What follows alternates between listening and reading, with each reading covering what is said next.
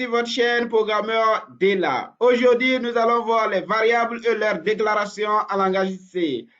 Les notions du précédent tutoriel nous seront indispensables. Alors, nous vous invitons, si vous n'avez pas encore regardé ce tutoriel, de la visionner. Nous vous mettons le lien dans la description de cette vidéo où il suffit de regarder juste en haut à droite de cette vidéo, puis vous cliquez sur I et vous aurez accès à ce tutoriel. Si vous n'êtes pas encore abonné, alors nous vous invitons de le faire. Il suffit de regarder juste en bas de cette vidéo, puis vous cliquez sur s'abonner, puis activer la cloche de notification.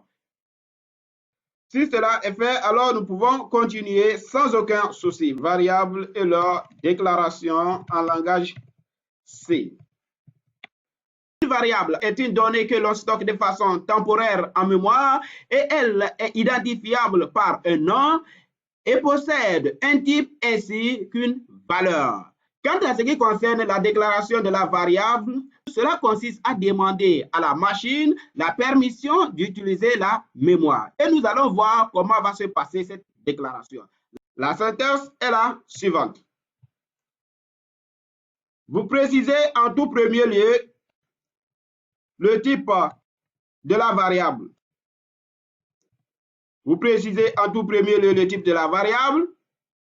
Vous mettez espace, puis vous donnez le nom de la variable, communément appelé l'identificateur.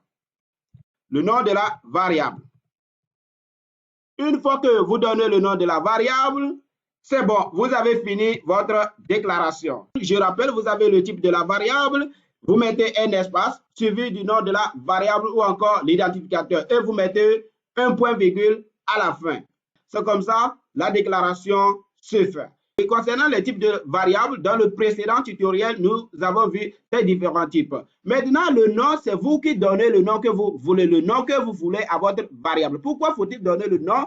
Parce que c'est ce qui nous permettra d'utiliser de façon unique cette donnée. Et si vous vous rappelez, bien sûr, je vous avais présenté l'analogie de la RAM dans le précédent tutoriel. Ici, c'est votre RAM et ça, ce sont des adresses. Bien, chaque donnée sauvegardée ici est identifiée à partir de ces adresses. Mais pour nous, les humains, c'est difficile pour nous de mémoriser ces adresses. Raison pour laquelle nous devrions attribuer des noms à nos variables et on peut utiliser ces variables à partir des noms que nous leur avions donnés. Mais la conversion de ces valeurs logiques aux valeurs symboliques que nous avons données dans nos programmes, ça, c'est le compilateur qui s'en charge de cela. Nous n'avons pas besoin de réfléchir là-dessus. Maintenant, je vous invite à ouvrir votre code bloc, puis vous créez un projet où vous allez le nommer comme vous voulez. Moi, je l'ai déjà créé et je l'ai nommé variable-bas déclaration C. Vous allez le voir ici. Je vais faire la déclaration et vous allez voir. Et si vous vous souvenez bien de la syntaxe de la déclaration, j'ai dit vous donner le type de la variable, suivi d'un espace, le nom de la variable, suivi de point virgule.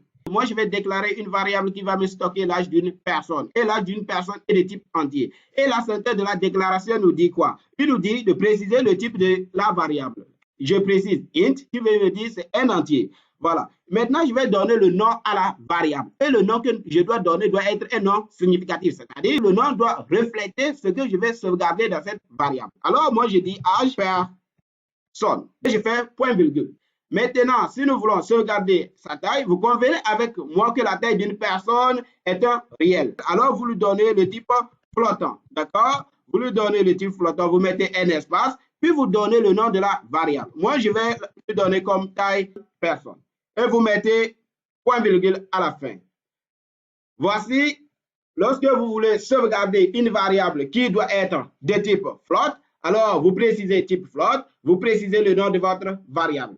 Maintenant, supposons que nous voulons sauvegarder maintenant son sexe. C'est-à-dire, s'il est de sexe masculin, vous mettez M. S'il est de sexe féminin, vous mettez F. D'accord? En ce moment, c'est un caractère. Je vais lui donner le nom sexe. Et vous mettez point virgule. Supposons toujours que nous voulons déclarer une variable qui va stocker le nom d'une personne. Le nom d'une personne est une suite de caractères. Alors, nous allons utiliser le type char, suivi du nom de la variable, que je vais l'appeler nom personne. Vous appuyez sur Alt GTR, puis vous appuyez sur la touche 5 pour mettre les crochets. Et vous allez spécifier la taille maximale que peut prendre le nom de cette personne. Moi, je vais mettre 20 caractères et vous mettez le point virgule à la fin. Voici, vous venez de voir la déclaration des différents types de variables. Que ce soit les flottes, les longs, c'est de la même manière que ça va procéder. En effet, le nom de variable doit être significatif, c'est-à-dire ça doit refléter ce que vous sauvegardez dans votre variable. Le nom de variable ne doit pas commencer par un chiffre ni contenir d'espace. Vous pouvez voir ici, j'ai utilisé le tiret bas pour faire la liaison entre taille et personne. Dans le cas où votre nom de variable est constitué de plusieurs mots, alors il est bien d'écrire le tout premier mot en minuscule et les toutes premières lettres de chaque mot en majuscule. Et vous pouvez voir ici nom en minuscule et la toute première lettre du second mot qui est en majuscule. C'est comme ça que vous allez procéder pour donner des noms valides à vos variables. Maintenant, nous allons procéder à une autre étape qui va consister à initialiser les variables que nous venons de déclarer. Cela va permettre à notre programme de ne pas afficher de n'importe quoi par la suite parce que les zones mémoire que nous allouons à nos variables ne sont pas vides. Il est fort probable qu'ils contiennent des valeurs antérieures. Pour cela, il faut attribuer une valeur par défaut à nos variables. Par exemple, pour l'âge de la personne, j'attribue 20 ans. Pour la taille, j'attribue 1,85 m. Concernant le sexe, lui, c'est un caractère. Alors, il suffit de faire 2 apostrophes, puis vous écrivez à l'intérieur le caractère. J'écris M, par exemple, pour dire le masculin. Concernant le nom de la personne, lui, c'est une chaîne de caractères. Alors, il suffit de mettre 2 guillemets, puis vous écrivez à l'intérieur de ces 2 guillemets le nom de la personne. Moi, je vais mettre par exemple self. D'accord? Et nous venons de voir comment déclarer et initialiser au même moment nos variables en langage C. Maintenant, nous allons juste voir comment faut-il afficher ces informations. Parce que nous avons déjà vu la fonction printf qui nous permettait d'afficher les informations à l'écran. Moi, je vais afficher bonjour suivi du nom de la personne. Pour cela, je vais faire printf, mes parenthèses et mes 2 guillemets et j'écris bonjour suivi du nom de la personne. Puis j'écris ici le nom de la variable que je veux récupérer son contenu au niveau de pourcentage S. C'est la variable nom personne. Notre programme va nous afficher en temps normal bonjour self. Alors, voyons ce que ça va donner. Oui, ils ont dit bonjour self. Mais ce n'est pas suffisant. Si on désirait également afficher les autres informations, alors il suffirait de faire un anti/t pour faire une tabulation et vous dites vous avez pourcentage D pour afficher son âge.